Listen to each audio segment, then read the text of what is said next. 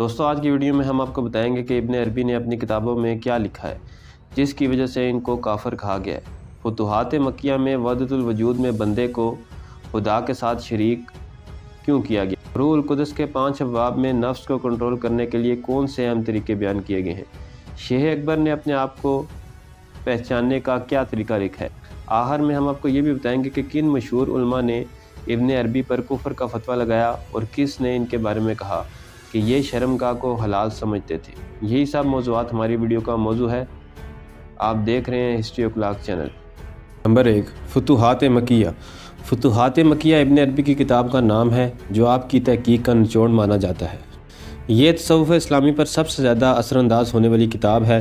اس میں ہی وحدت الوجود پر بحث کی گئی ہے۔ اس کا اثر تمام اسلامی صوفی سلسلوں میں پایا جاتا ہے۔ اسی کتاب پر سلفی اور بعض دیگر شخصیات نے اعتراضات و تنقیدیں لکھی ہیں اور کئی نامور علماء نے اس کی شرح کی ہے۔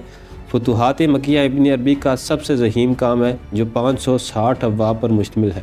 مکہ میں قیام کے دوران اس کتاب کی تحریر کا آغاز ہوا تھا اور اس کی بنیاد وہاں حاصل ہونے والے کشف تھے۔ ہر باب ایک ایسے مقام کی نمائندگی کرتا ہے جس سے حقیقت یا اس کے کسی پہلو کا تجزیہ ممکن ہے اور یوں وہ کثرت میں وحدت کی توجیہ کرتے ہیں۔ فتوحات کے بارے میں مصنف کی رائے۔ فتوحات مکیہ شیخ اکبر کا ایک ایسا شاہکار ہے جس کے بارے میں آپ کا کہنا ہے ایسی کتاب نہ پہلے کبھی لکھی گئی نہ آئندہ کبھی لکھی جائے گی۔ آپ نے اس تصنیف کا آغاز 598 ہجری میں مکہ مکرمہ سے کیا۔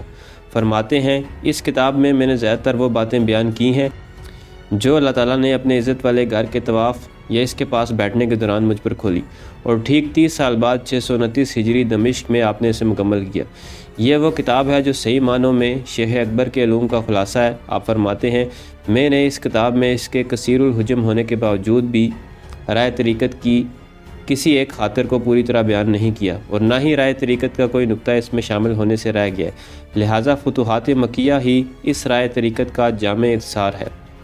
ویڈیو میں آگے جانے سے پہلے ہم آپ کو وحدت الوجود کے بارے میں بتاتے ہیں۔ ابن عربی نے اپنی کتاب فتوحات مکیہ کے پہلے صفحے پر لکھا ہے رب بندہ ہے اور بندہ رب ہے۔ میں نہیں جانتا کہ ان میں احکام شرعیہ کا مکلف کون ہے۔ اگر میں یہ کہوں کہ بندہ ہے تو وہ خود ہی حق تعالیٰ ہے، اور اگر کہوں رب ہے تو وہ کیسے مکلف ہو سکتا ہے؟ ابن عربی سورہ فاتحہ کی تفسیر میں لکھتا ہے الحمدللہ، پس اللہ تعالیٰ ہی کے لیے مطلقاً حمد و ثنا ہے، اور تفصیل میں جائیں تو وہ حمد کرنے والا اور وہی محمود جس کی حمد کی جائے، اور ابتدا اور انتہا کے اعتبار سے وہی عبادت گزار اور معبود جس کی عبادت کی جائے۔ نمبر 2، روح القدس ابن عربی کی کتابوں میں ایک امتیازی حیثیت رکھتی ہے۔ یہ آسان ہے کیونکہ اس میں واقعات سے بات سمجھانے کی کوشش کی گئی ہے۔ اس میں تصوف کو معاشرتی پہلو سے جوڑ کر پیش کیا گیا ہے۔ اس کتاب میں آپ نے اپنے دور میں موجود تصوف کی خرابیوں کی طرف نہ صرف اشارہ کیا ہے بلکہ ان نام نہاد صوفیوں کو بھی آڑے ہاتھوں لیا ہے جو دنیاوی یا نفسانی اغراض کے لیے تصوف کا لبادہ اوڑھے بیٹھے ہیں۔ پھر آج کل بلکہ شروع ہی سے یہ دیکھنے میں آیا ہے کہ معاشرے کا کوئی طبقہ، چاہے وہ صوفیہ اور ان سے متعلق لوگ ہی کیوں نہ ہو، کسی قاعدے کا پابند ہونا ہی نہیں چاہتے، بلکہ زیادہ تر لوگ تو ایسی پابندیوں کو اپنے لیے باعث آزار سمجھتے ہیں۔ بے شک جنید بغدادی بھی حق بجانب تھے جب انہوں نے کہا اب تصوف ایک جام، ایک گدی اور ایک چوگا ہو گیا، اب تصوف ایک نعرہ، ایک وجد اور ایک رسم ہو گیا۔ امام کشیری کا یہ قول بھی حق ہے، ہمارے زمانے میں اہل طریقت کا صرف نشان ہی باقی رہ گیا ہے۔ طریقت میں کمزوری آ گئی ہے، نہیں بلکہ طریقت در حقیقت مٹ گئی ہے۔ اور شیخ اکبر بھی سچ کہتے ہیں کہ اہل سما اور وجد نے اپنے دین کو کھیل تماشا بنا رکھا ہے۔ یہ اس لیے کہ ان لوگوں کی ہمیشہ یہی کوشش رہی ہے کہ لوگوں کو ایک قاعدے میں لایا جائے۔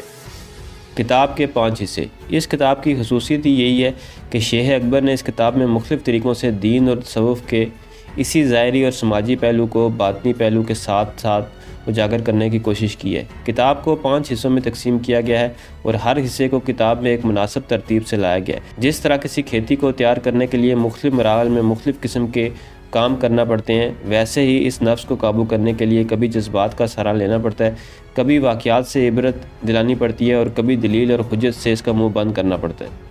شیخ اکبر نے اس کتاب میں یہ تمام ذرائع استعمال کیے ہیں جس کی وجہ سے ہم یہ کہہ سکتے ہیں کہ نفس کو راہ پر لانے کے لیے یہ ایک حکیم کا نسخہ کیمیا ہے۔ کتاب کے مختلف حصوں کا بنیادی تعارف کچھ یوں ہے۔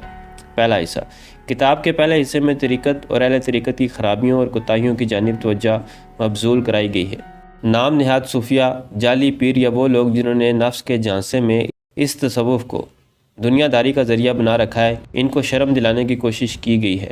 معاصرین کا حال کھول کھول کر بیان کیا گیا ہے اور متقدمین کے احوال سے ان کا موازنہ کیا گیا ہے، بلکہ یوں کہیے کہ نفس سے مناظرے کے لیے میدان تیار کیا گیا ہے۔ دوسرا حصہ کتاب کا دوسرا حصہ نفس سے مناظرے پر مبنی ہے، جس میں صحابہ کرام میں سے 10 گواہ لائے گئے ہیں اور ہر ایک کی گواہی کو ایک دلیل کے طور پر نفس کے سامنے پیش کیا گیا ہے، اور اس گواہی پر نفس کا جواب اور رد عمل طلب کیا گیا ہے۔ ان 10 کی 10 گواہیوں میں فقر و فاقہ، عاجزی اور انکسار، اللہ کی رضا، دین پر ڈٹ جانا اور دنیا سے منہ موڑ لینا جیسے مضامین ملتے ہیں۔ بعض اوقات نفس کے پیچیدہ سوالوں کے آسان فہم جوابات بھی دیے گئے ہیں۔ آخر میں ایک حدیث کو نہایت ہی ادیبانہ انداز میں پیش کر کے دنیا میں پیش آنے والی تکالیف کی حقیقت واضح کی گئی ہے، تاکہ یہ نفس ان حقائق سے آگاہ ہو اور پھر اس پر ان سب باتوں کا قبول کرنا آسان ہو۔ اس حصے کے آخر میں جب نفس نے فرما برداری قبول کر لی تو اس کا دل بہلانے، اس کی ہمت بندانے اور حوصلہ افزائی کے لیے حضرت اویس کرنی کے واقعات بیان کیے گئے ہیں۔ تیسرا حصہ کتاب کا تیسرا حصہ شیخ اکبر کے شیوخ کے واقعات پر مشتمل ہے۔ یہ واقعات اس بات کی طرف توجہ دلاتے ہیں کہ زمانہ کبھی بھی نیک اور صالح ہستیوں سے خالی نہیں ہوتا۔ نفس کو یہ ترغیب دلائی گئی کہ ان نیک ہستیوں کی صحبت اختیار کرنا، ان کا ادب کرنا اور ان کے اخلاق سے سیکھنا ہی اس راہ میں کامیابی کی ضمانت ہے۔ ان بزرگوں کے احوال بیان کرتے ہوئے کسی بھی قسم کی مبالغہ آرائی سے کام نہیں لیا گیا، بلکہ واقعاتی پیرائے میں حقیقت کو بیان کیا گیا ہے۔ یہ حصہ کتاب میں سبق آموز حکایات کی سی حیثیت رکھتا ہے جو نفس کو اطاعت کے بعد نیک عمل پر اکساتا ہے۔ چوتھا حصہ کتاب کا نچوڑ ہے۔ ہم دیکھتے ہیں کہ شیخ نے اس حصے میں اپنا طریقہ یکسر تبدیل کیا ہے۔ پہلے حصے میں آپ نے نفس کی کوتاہیوں کو سامنے کیا۔ یہ وہ حالت تھی جب نفس آپ کی بات ماننے کے لیے تیار نہ تھا۔ ایسی صورت میں وہ نصیحت کیسے قبول کر سکتا تھا؟ دوسرے حصے میں نفس سے مناظرہ تھا۔ ظاہر سی بات ہے، مناظرے میں تو ہر کوئی اپنی بات کو ثابت کرنے کی کوشش کرتا ہے، اور اگر وہ سامنے والے مناظر کی بات قبول کرے تو بھی بس رسمی طور پر قبول کرتا ہے۔ لہٰذا اس حصے میں بھی نصیحت اس طرح اثر انداز نہیں ہو سکتی تھی۔ اب چونکہ دوسرے حصے کے آخر میں نفس نے فرمانبرداری اور اطاعت شاری کا اعلان کیا، تو اب موقع تھا کہ اس کو نصیحت کی جائے۔ چنانچہ تیسرے حصے میں اپنے شیوخ کے احوال کا تذکرہ کر کے اس کے سامنے ایک نمونہ عمل رکھا گیا اور اسے محبت اور جذبات سے مغلوب کرنے کی کوشش کی گئی۔ لیکن یہ بات بھی واضح ہوتی ہے کہ جذبات اور محبت کے تحت عمل میں جان اسی وقت تک رہتی ہے جب تک یہ محبت اور جذبات قائم رہیں۔ جیسے ہی ان جذبات میں فرق آتا ہے، ان کے نتائج اور اعمال میں بھی فرق آنے لگتا ہے۔ تو لازمی تھا کہ نفس کو مکمل حقائق اور علم سے مغلوب کیا جائے، تاکہ وہ صرف جذباتی عمل ہی نہ کرے بلکہ پوری بصیرت پر ہو، اور ایسی حالت میں اب کوئی اسے اس راہ پر چلنے سے ہٹا نہیں سکے گا۔ یہ حصہ انہی حقائق اور معرف پر مبنی ہے جس میں انسان اور اس کائنات کی حقیقت کو کھول کر بیان کیا گیا ہے۔ باری تعالیٰ رب العزت کی جانب سے انسان کا دوسری مخلوقات پر فضل ثابت کیا گیا ہے، اور بتایا گیا ہے کہ کس طرح ہر چیز انسان میں موجود ہے اور کس طرح انسان سے اس ہر چیز کی عبادت چاہی گئی ہے۔ پھر کیا احسان کا بدلہ احسان نہیں والی آیت کے تحت اللہ تعالیٰ کے ان ان گنت احسانات کو دہرایا گیا ہے جو انسان سے اس ذات کا شکر گزار ہونے اور اس کی عبادت کا تقاضا کرتے ہیں۔ اسی حصے میں رائے طریقت اور حقیقت کی ایک رمز کا، یعنی کہ انسان میں رمز الوہیت کا ہونا بھی ذکر کیا گیا ہے۔ انسان میں اس رمز کے ہونے کی علامات، اس کے نقصانات اور اس سے لاحق بیماریوں اور ان کے علاج کی طرف توجہ دلائی گئی ہے، یعنی سادہ الفاظ میں توحید اور شرک کا حقیقی مفہوم بیان کیا گیا ہے۔ پانچواں حصہ کتاب کا پانچواں حصہ نصیحت اور وصیت پر مبنی ہے۔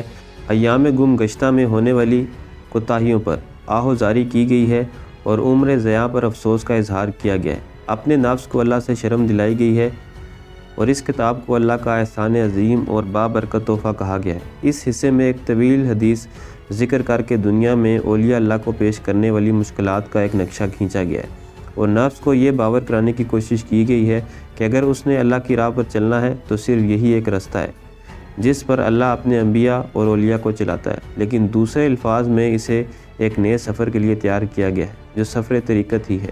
یوں اس مقام پر یہ کتاب اختتام پذیر ہوتی ہے، لیکن ہم یہ بھی دیکھتے ہیں کہ شیخ اکبر نے اپنے یار شیخ المہدوی کی خاطر اس کتاب کے آخر میں حروف اور ان کے اسرار و رموز سے متعلق اپنے وہ اشعار بھی شامل کر دیے ہیں جو آپ نے فتوحات مکیہ میں درج کیے ہیں۔ ان اشعار کو یہاں درج کرنے کا مقصد شاید یہی تھا کہ چونکہ یہ رسالہ فوراً ہی شیخ المہدوی کی طرف روانہ کرنا تھا، تو آپ نے مناسب یہ سمجھا کہ حقائق اور معارف سے لبریز ان اشعار کو بھی اس میں شامل کر دیا جائے، تاکہ شیخ المہدوی بھی اسرار کے پردے تلے چھپے انوار سے فیض یاب ہو سکیں۔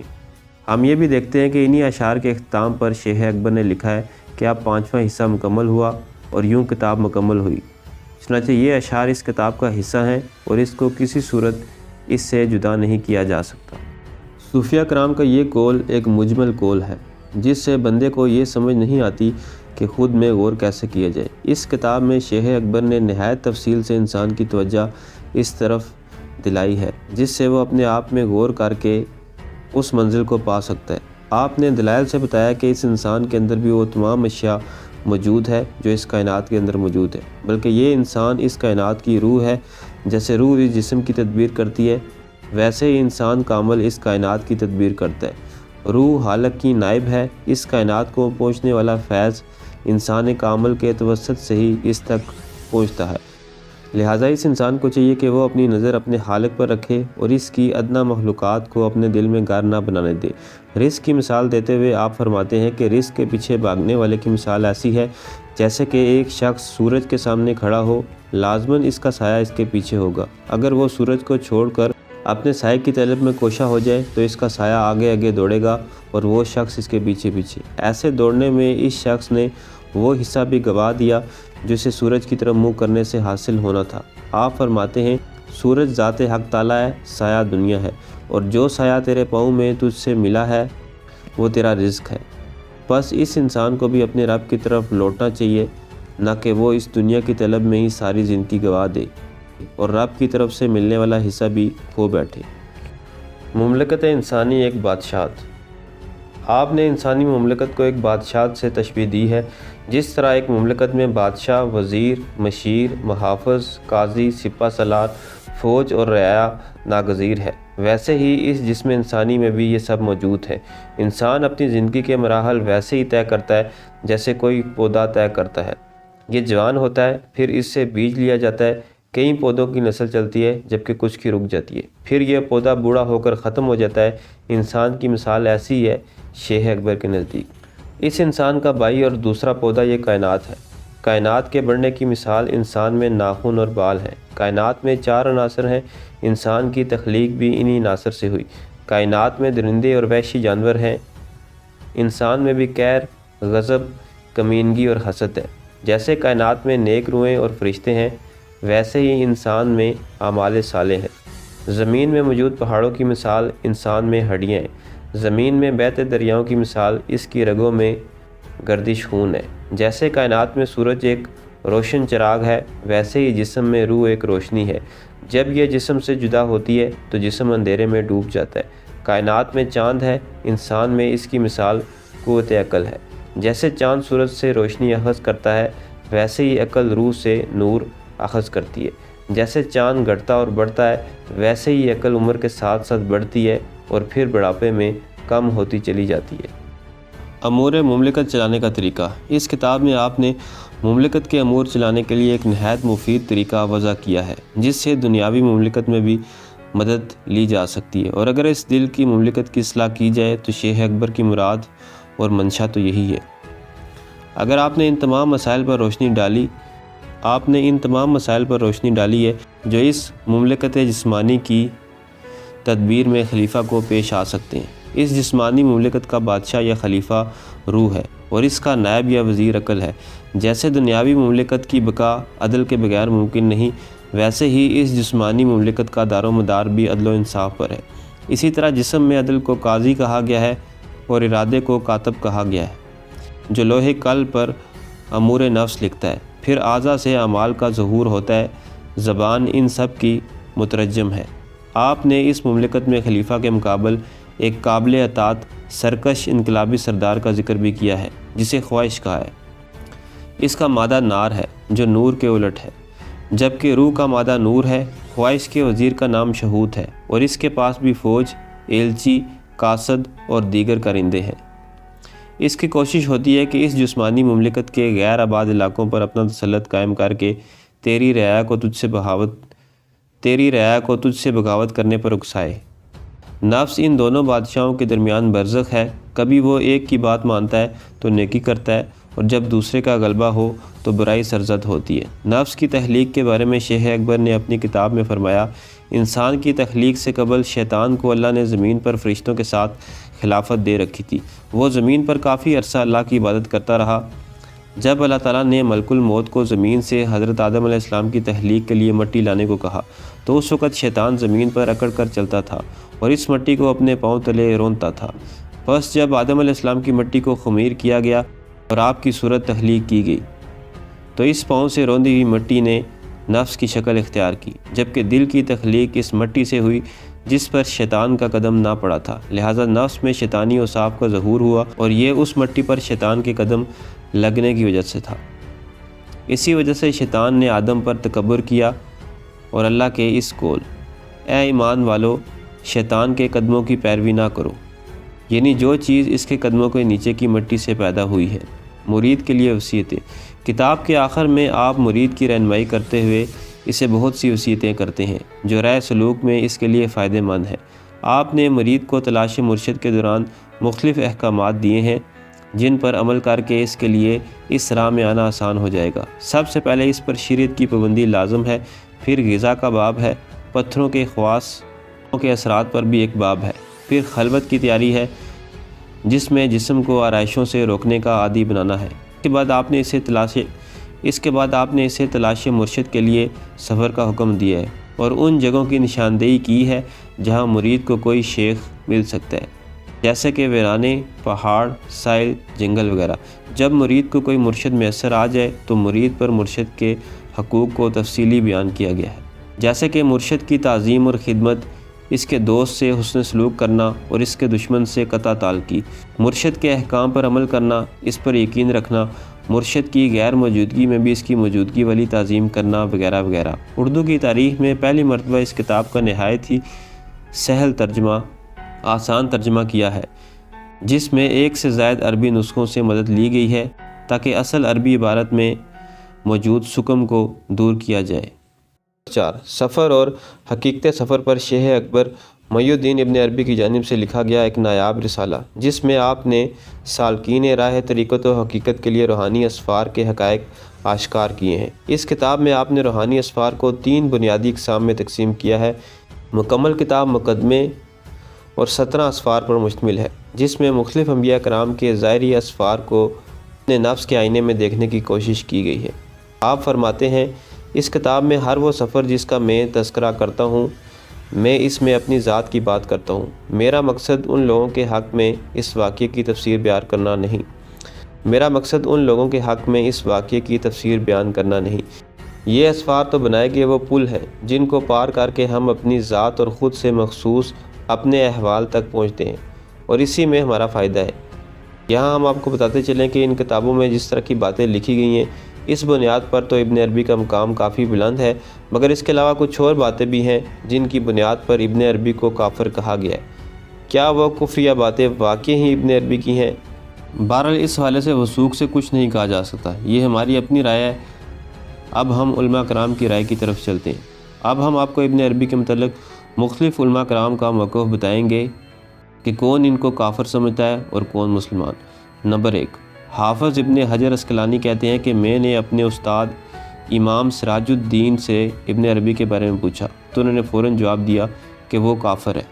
ابن عربی کے بارے میں حافظ ابن حجر کا ایک گمراہ شخص سے مباحثہ بھی ہوا تھا جس کا تذکرہ آگے آ رہا ہے۔ نمبر 2، حافظ ابن دقیق نے ابو محمد عز الدین الشافی سے ابن عربی کے بارے میں پوچھا تو انہوں نے فرمایا، گندہ، کذاب، حق سے دور شخص تھا، وہ عالم کے قدیم ہونے کا قائل تھا اور کسی شرمگاہ کو حرام نہیں سمجھتا تھا۔ امام ابو خیان محمد بن یوسف الانسی نے فرمایا، اور ان کے ملحدین میں سے جو اتحاد اور وحدت الوجود کا قائل ہے، جیسے حسین بن منصور ابن عربی جو دمشق میں مقیم تھا، اور ہم نے جنہیں اس ملعون مذہب کی تہمت کے ساتھ دیکھا ہے۔ نمبر 4، تفسیر ابن کثیر کے مصنف حافظ ابن کثیر لکھتے ہیں، اور اس کی کتاب جس کا نام فصوص الحکم ہے، اس میں بہت سی چیزیں ہیں جن کا ظاہر کفر سری ہے۔ نمبر 6، محدث بقائی لکھتے ہیں ہمارے استاد حافظ ابن حجر اسقلانی کا ابن الامین نامی ایک شخص سے ابن عربی کے بارے میں مباحلہ ہوا۔ اس آدمی نے کہا، اے اللہ، اگر ابن عربی گمراہی پر ہیں تو مجھ پر لعنت فرما۔ حافظ ابن حجر نے کہا، اے اللہ، اگر ابن عربی ہدایت پر ہے تو مجھ پر لعنت فرما۔ وہ شخص اس مباحلے کے چند مہینے بعد رات کو اندھا ہو کر مر گیا۔ یہ واقعہ 797 ہجری کو ذوالقعدہ میں ہوا تھا اور مباحلہ رمضان میں ہوا۔ نمبر 8، قاضی تقی الدین علی بن عبد الکافی نے شرح المناج کے بارے میں شرح المناج کے باب الوصیہ میں کہا، اور جو ان متاخرین صوفیہ میں سے ہے جیسے ابن عربی وغیرہ تو یہ گمراہ جاہل ہیں جو اسلام کے طریقے سے خارج ہیں۔ شمس الدین محمد الشافی نے اپنی کتاب میں فصوص الحکم کے بارے میں لکھا، علماء نے کہا اس میں سارے کا سارا کفر ہے کیونکہ یہ اتحاد کے عقیدے پر مشتمل ہے۔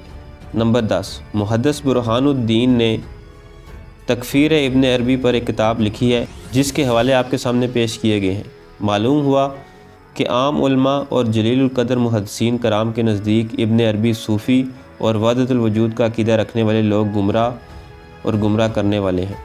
جن علماء نے ابن عربی کی تعریف کی یا اسے شیخ اکبر کے خود ساختہ لقب سے یاد کیا، ان کے 2 گروہ ہیں۔ اول، جنہیں ابن عربی کے بارے میں علم ہی نہیں۔ دوم، جنہیں ابن عربی کے بارے میں علم ہے۔ ان کے 3 گروہ ہیں۔ اول، جو ابن عربی کی کتابوں اور اس کی طرف منسوب کفریہ عبارات کا یہ کہہ کر انکار کر دیتے ہیں کہ یہ ابن عربی سے ثابت نہیں ہے۔ دوم، جو تعویلات کے ذریعے سے کفریہ عبارات کو مشرف با اسلام کرنے کی کوشش کرتے ہیں۔ سوم، جو ان عبارات سے کلیتاً متفق ہیں۔ اس تیسرے گروہ اور ابن عربی کا ایک ہی حکم ہے، اور پہلے 2 گروہ اگر بذات خود صحیح العقیدہ ہیں تو جہالت کی وجہ سے لا علم ہیں۔ تو دوستو، یہ تھی میری آج کی ویڈیو پسند آئے تو چینل کو سبسکرائب کریں۔ ملتے ہیں اگلی ویڈیو میں۔ اللہ حافظ۔